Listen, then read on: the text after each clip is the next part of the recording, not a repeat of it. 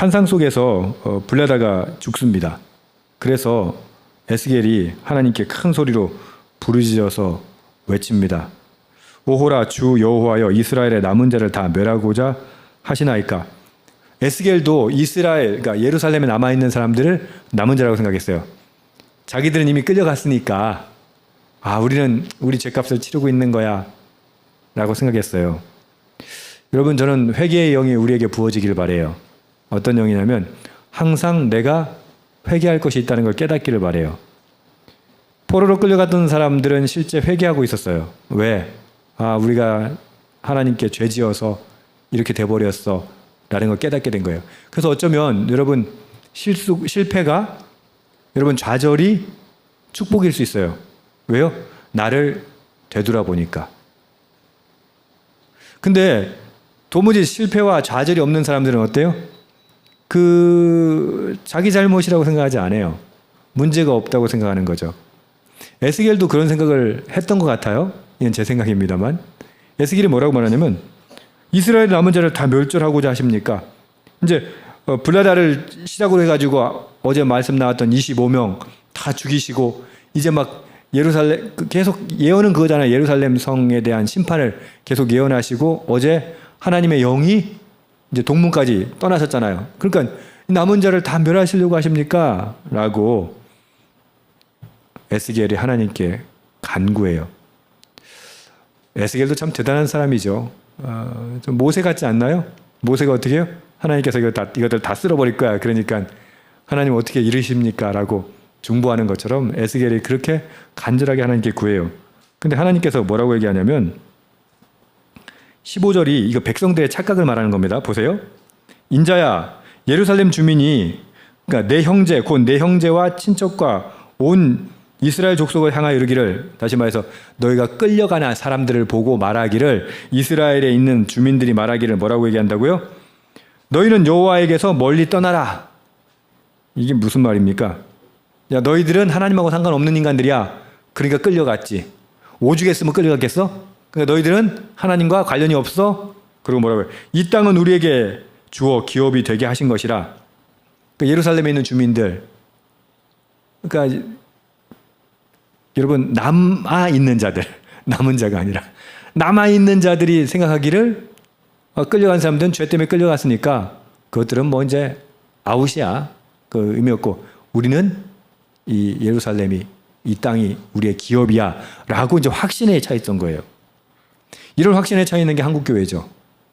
자기는 좀 죄송합니다만 개차반같이 살면서도 구원받는다고 믿잖아요. 여러분, 헌금 몇 푼 하고 봉사 좀 하고 그래놓고는 자기는 신앙생활 잘한다고 믿잖아요. 심지어 그냥 주일날 왔다 갔다 하면서 그냥 썬데이 크리스찬들도 다 뭐라고 그래요? 예수 믿고 구원받는다고 하잖아요. 그걸 또 저 같은 목사들이 또 부추겨요. 썬데이 크리스찬만 해도 구원받았다고 그래요. 이게 조심스러운 건데요. 그렇다고 매일 교회 나오란 말 아니에요. 매일 기도에 나오란 말이 아니라 주일 안 나와도, 이렇게 얘기하면 또 누가 저보고 이단이라고 하겠지만, 주일 안 나와도 하나님 뜻대로 살아보세요. 물론 주일 안 나오고 교회라는 공동체의 안에 있지 않으면서 그렇게 하나님 뜻대로 살기는 불가능하니까 교회 나오라고 하는 건데, 교회 나온들 뭐합니까? 그 공동체가 정말 하나님의 말씀대로 사는 공동체가 아니라면, 그러니까 예루살렘에 남았던 주민들, 그 공동체는 남아있었죠. 그러나 하나님의 뜻대로 사는 자들은 아니었어요. 심지어 끌려간 사람들을 어떻게 저주해요. 하나님이 버린 인간들이야. 그리고 이 기업은, 이 땅은 우리 기업이야 라고 그런 착각을 했던 거예요. 다시 질문합시다. 이런 착각이 우리한테 있지 않아요? 그냥 오늘 여러분들 큐티 기도에 나오셨지만 또 온라인에 계시지만, 난 큐티 기도에 잘 나가니까, 온라인에도 잘 참석하고, 나는 말씀 꼬박꼬박 읽으니까 난 구원받았어. 그 착각하는 거라니까요. 그리고는 원래 그렇잖아요. 성경 통독을 한 사람들은 성경 통독 안 한 사람들을 보고 혀를 차요. 에휴, 이제 성경 통독도 안 하는 인간이. 큐티하는 사람들은 큐티 안 하는 사람들하고 뭐라 하는 줄 알아요? 아유, 큐티도 안 하면서 무슨 뭐 신앙이 있어. 기도하는 사람은, 하루에 1시간 기도하는 사람은 30분 기도하는 사람 우습게 봐요. 30분 기도하는 사람은 10분 기도하는 사람 우습게 보고, 10분이라도 기도하는 사람은 어떻게? 하루에 기도 안 하는 사람들 우습게 보고. 착각하는 거예요. 여러분, 이게 종교적 착각이에요. 예루살렘에 남아있던 주민들이 그런 착각에 빠졌던 거예요. 근데 하나님 반전의 말씀을 이렇게 얘기하세요. 16절은 뭐라고 하냐면, 내가 비록 그들을 멀리 이방인 가운데로 쫓아내어 여러 나라에 흩었으나 그들이 도달한 나라들에서 내가 잠깐 그들에게 성소가 되리라. 이 무슨 말이에요? 하나님 어디 계셔야 돼요? 성전에 계셔야 되잖아요. 성소에 계셔야 되잖아요. 근데 하나님은 어제 말씀까지 어떻게 벌써 성소를 떠나시고 계세요. 그럼 하나님 어떻게 하신다?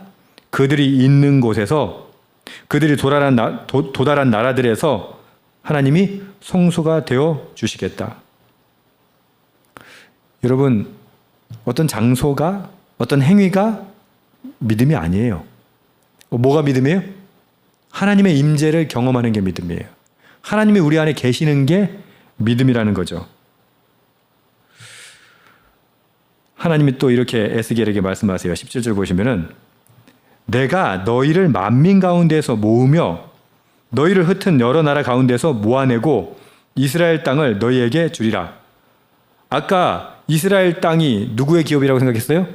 예루살렘에 남아있는 주민들의 기업이라고 생각했는데 하나님 뭐라고 하세요? 흩어져 있는 자들, 쫓겨난 자들, 끌려간 자들, 그들을 모아서 이스라엘 땅을 주겠다. 할렐루야. 이게 이사야에도 예레미야에도 예언되어 있는 말씀이에요. 그러면 남은 자가 예루살렘에 남아있는 자입니까? 끌려간 자입니까? 끌려간 자가 남은 자가 되는 거예요. 여러분, 왜 이런 일이 벌어져요? 예루살렘 성전에 있는 자들은 정작 남아가지고 뭐 합니까? 18절. 그 가운데 모든 미운 물건과 모든 가증한 것을 제하여 버릴지라. 우상 숭배가 척결되는 거예요. 그러니까 끌려간 자든 남아있는 자든 가증한 것들, 미운 물건들 어떻게 다 버려야 돼요. 근데 오히려 끌려간 사람들이 그걸 버리는데 이스라엘에 남아있는 사람들은 어떻다? 예루살렘에 남아있는 사람들은 그걸 못 버리는 거예요. 그 우리 에스겔에서 계속 반복되는 얘기지만 하나님께서 뭐라고 하세요? 뭘 두려워해야 돼요? 하나님이 부재함을 두려워해야 되는데 이들은 칼을 두려워하죠. 그래서 그 칼을 피하기 위해서 어떻게 해요? 곤모술술 쓰는 거예요. 작전을 짜고 어떻게 하면 타협을 볼까? 정작 필요한 건 뭐예요? 우상 숭배를 버리고 하나님을 섬기는 거예요. 근데 그걸 못하고 있다는 것이죠. 하나님께서 에스겔과 끌려가 있는 남은 자들에게 이렇게 하신다고 약속하십니다. 19절. 내가 그들에게 한 마음을 주고 그 속에 새 영을 부어 그 몸에서 돌 같은 마음을 제거하고 살처럼 부드러운 마음을 주어. 아멘. 여러분, 부드러운 마음, 살처럼 부드러운 마음, 돌같이 강팍하고 완악한 마음, 거기서 살같이 부드러운 마음 주시는 건 하나님이에요. 그러니까 여러분이 믿기는 거, 믿어지는 거, 이건 내가 잘해가지고 믿어지는 게 아니라 하나님이 그 마음을 주셨기 때문이에요. 근데 그런 기본적인 자세는 뭐냐면 하나님 앞에 겸손한 자. 겸손한 자. 끌려간 사람들은 오히려 내 잘못이야, 내 탓이야 라고 겸손하게 회개했죠. 그러나 남아있는 사람들은 어땠어요? 하나님 우리는 보호하셔. 우리는 고기처럼 보호가 될 거야 라고 착각을 했던 거죠. 근데 하나님은 누구에게? 끌려간 자에게, 그들에게 한 마음을 주시고 새 영을 부어주시고 살처럼 부드러운 마음을 주실 것이다. 20절. 내 규례를 따르며 내 규례를 지켜 행하게 하리니.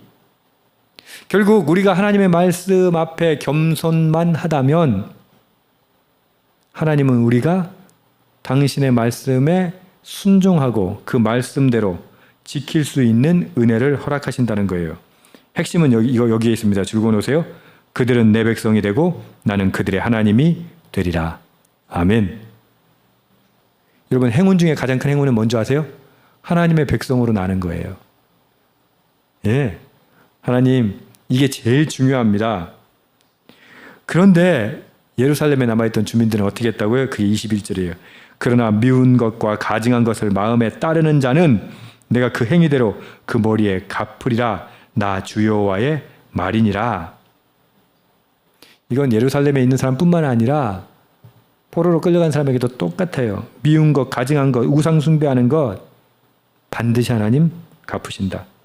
자, 그렇게 착각했던 예루살렘에 성전에 계시던 하나님이 어제 말씀에 어디까지 나가 계셨어요? 동문까지 나가 계셨죠? 22절 보십시오. 그룹들이 날개를 드는데 바퀴도 그 곁에 있고 이스라엘 하나님 영광도 그 위에 덮였더니 여호와의 영광이 성읍 가운데에서부터 올라가 성읍 동쪽 산에 머무르고. 예루살렘 성전이 넘어가면 이제 성읍이 있고 예루살렘 성이 있고 이제 골짜기가 있고요. 그 건너편이 뭐예요? 감람산이 있어요. 예수님 기도하셨던 하나님의 영이 옮겨가는 거예요. 정말 가슴 아픈 일 아닙니까?